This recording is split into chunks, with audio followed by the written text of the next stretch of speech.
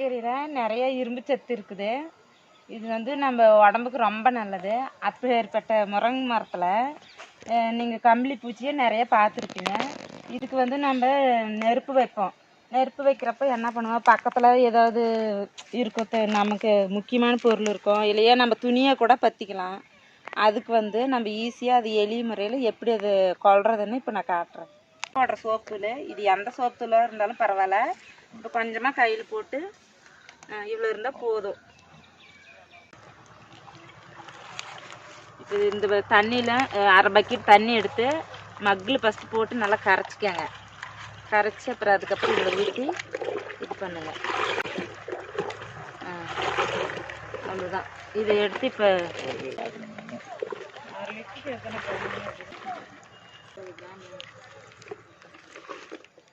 இப்போ இந்த சோப்பு தூளை தண்ணியில் கரைச்சி இது கொஞ்சமாக மெதுவாக இதில் படுற மாதிரி கையில் தெளிச்சுக்கணும். இப்படி ஊற்றிக்கிட்டே வந்தோம்னா கொஞ்சம் கொஞ்சமாக அப்படியே உடனே இறந்து போயிருந்து பூச்சிங்கெல்லாம். இது கம்பளி பூச்சி தெளிச்சு விடுங்க. சாஞ்சி செடி மரத்துலேயும் ஒன்றுமே இல்லை பாருங்க, எல்லாமே செத்து போயிடுச்சு. இது பாருங்க ரொம்ப ஈஸியாக இருக்குது. கம்பளி பூச்சி இப்போ செத்து போயிடுச்சு. இந்த இது வந்து சேலம் கேவிக்கையிலேருந்து நாங்கள் ட்ரைனிங்க்கு போயிருந்தோம், அங்கே சொல்லி கொடுத்தாங்க. அதை வச்சு தான் நான் இதையெல்லாம் இப்போ செஞ்சேன். இது மாதிரி நிறையா விஷயங்கள் நான் கேவிக்கையிலேருந்து கற்றுக்கிட்டேன்.